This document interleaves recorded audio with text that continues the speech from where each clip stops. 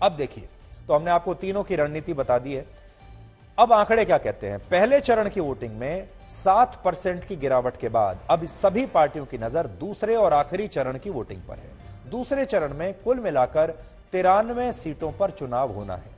वर्ष 2017 में बीजेपी ने इन्हीं 93 सीटों में से 51 सीटें जीती थी और उसका वोट प्रतिशत लगभग 49% था। कांग्रेस ने इन्हीं सीटों में से 39 सीटें जीती थी और उसका वोट शेयर था लगभग 41%। तो ये आंकड़े आपके सामने हैं। बड़ी बात यह है कि 2017 के चुनाव में पहले चरण की तुलना में दूसरे चरण में ज्यादा वोटिंग हुई थी। उस समय पहले चरण में लगभग 67% वोट डाले गए थे, जबकि दूसरे चरण का वोटिंग परसेंटेज था लगभग 70%। अब अगर इस बार भी ऐसा होता है, यानी पहले चरण के मुकाबले दूसरे चरण में ज्यादा वोटिंग होती है, तो इससे बीजेपी पर ज्यादा असर नहीं पड़ेगा और इसे आप कुछ और आंकड़ों के जरिए समझने की कोशिश कर सकते हैं। गुजरात का वोटिंग पैटर्न क्या कहता है, हमने आज उसको स्टडी किया है। पिछले 25 साल में यह पैटर्न क्या कहता है। वहां सत्ता परिवर्तन तब होता है जब वोटिंग परसेंटेज में 13% से ज्यादा की वृद्धि होती है। 13% का जंप जब आता है वोटिंग परसेंटेज में। गुजरात में आखिरी बार सत्ता परिवर्तन हुआ था वर्ष 1995 में, जब बीजेपी ने कांग्रेस को हराकर अपनी सरकार बनाई थी। और बड़ी बात यह है कि यह सत्ता परिवर्तन इसलिए हुआ था क्योंकि तब पिछले चुनाव के मुकाबले गुजरात में 13% से ज्यादा वोटिंग हुई थी। यह एक बड़ी बात है। 1995 के बाद ऐसा कभी नहीं हुआ जब वोटिंग परसेंटेज में इतना बड़ा जंप आया हो, और इसलिए गुजरात में 2 दशकों से कोई भी सत्ता परिवर्तन नहीं हुआ है और वहां लगातार बीजेपी की सरकार है। यानी इससे यह पता चलता है कि अगर वोटिंग प्रतिशत कम रहे या उसमें 2 से 3% का मामूली उतार चढ़ाव होता भी रहे, तो इसमें बीजेपी के लिए खतरे की कोई बात नहीं है। बीजेपी के लिए खतरा तब होता जब वोटिंग परसेंटेज 7% कम होने की बजाय 7% बढ़ जाती, तब बीजेपी को सोचने की जरूरत थी। नोट करने वाली बात यह है कि किसी भी राज्य में जब वोटर पोलिंग बूथ तक पहुंचता है तो उसके दिमाग में 2 बातें होती हैं। वोटर बड़ी संख्या में उत्साह के साथ क्यों बाहर निकलता है? पहली बात, या तो वो किसी पार्टी को यानी सरकार को हटाने के लिए वोट करता है, या फिर वो किसी दूसरी पार्टी को बचाने के लिए वोट करता है। यानी या तो सरकार को हटाना है उसे, या फिर सरकार को बचाना है। दोनों कारणों से वो वोट करने के लिए बाहर निकलता है। गुजरात में पहले चरण की वोटिंग को देखकर ऐसा लगता है कि गुजरात के ज्यादातर लोग बीजेपी को हटाने के मूड में नहीं है। इसलिए हटाने के लिए जो उत्साह चाहिए होता है कि इस बार हमें बदलाव चाहिए, बदलाव का वो उत्साह गुजरात के वोटर में दिख नहीं रहा, और इसीलिए पहले के मुकाबले कम लोगों ने वोट डाला। और आज वो शायद ये भी सोच रहे हैं कि बीजेपी आसानी से जीत ही जाएगी, इसलिए वो बीजेपी को बचाने के लिए भी पोलिंग बूथ तक शायद नहीं जा रहे हैं। यानी दोनों तरीके से अब आप समझ लीजिए, उन्हें बदलाव नहीं चाहिए, इसलिए वो बदलाव वाला उत्साह नहीं दिख रहा है, और बीजेपी उन्हें खतरे में भी नहीं दिख रही कि वो बीजेपी को बचाने के लिए बड़ी संख्या में बाहर निकलें, वो भी नहीं हो रहा है। इसलिए पहले चरण में इतनी कम वोटिंग हुई है। दूसरी एक बड़ी बात यह भी है कि जो बदलाव चाहने वाला वोटर होता है वो ये देखता है कि बदलाव लाने वाली पार्टी कितनी मजबूत है और बदलाव लाने वाली पार्टी कितनी शिद्दत से चुनाव लड़ रही है, और क्या वो बदलाव ला भी सकती है या नहीं।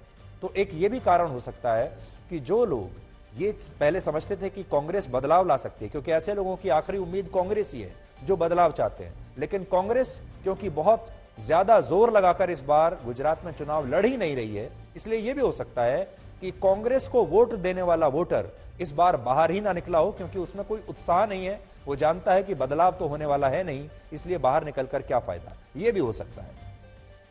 आज आपको यह भी समझना चाहिए कि वर्ष 2002 का गोधरा कांड कैसे बीजेपी के लिए वो फेविकोल बन गया, कैसे वो गोंद बन गया जिसने बीजेपी को राज्य की सत्ता से अब तक चिपका कर रखा है। ये एक टर्निंग पॉइंट था। वर्ष 1995 और उसके बाद गुजरात में जितने भी चुनाव हुए उनमें बीजेपी कभी नहीं हारी।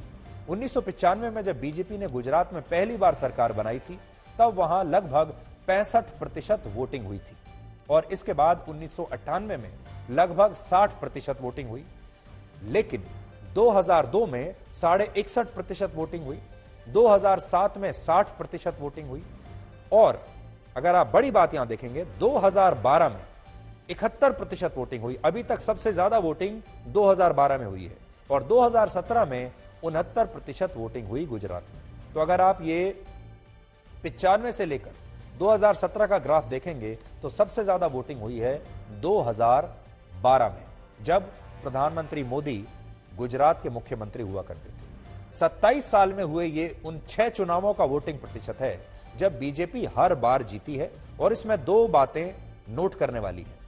पहली बात यह कि इन 6 चुनावों में बीजेपी का वोट शेयर सबसे ज्यादा 2002 के चुनावों में ही था।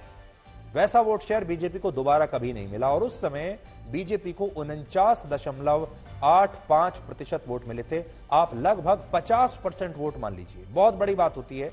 गुजरात में लगभग 50% वोट बीजेपी को मिले थे 2002 में। असल में 2002 से पहले जब 1998 में गुजरात में चुनाव हुए तब बीजेपी का वोट शेयर 45% से कम था, लेकिन 2002 में उसका वोट शेयर 5% बढ़कर 50% के आसपास पहुंच गया, जो कि बहुत बड़ा उछाल था, बहुत बड़ा जंप था और ये गोधरा की वजह से हुआ था।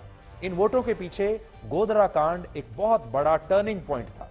फरवरी 2002 में उग्र भीड़ ने गुजरात के गोधरा में, आपको याद होगा, कार सेवकों से भरी ट्रेन की एक बोगी में आग लगा दी थी जिसमें 59 लोग मारे गए थे। और गोधरा कांड के बाद जब दिसंबर 2002 में चुनाव के नतीजे आए तो बीजेपी का वोट शेयर न सिर्फ 5% बढ़ गया था, बल्कि उसने आज तक के इतिहास की सबसे ज्यादा 127 सीटें उस समय गुजरात में जीती थीं और तब शानदार तरीके से अपनी सरकार बनाई थी और मुख्यमंत्री थे नरेंद्र मोदी।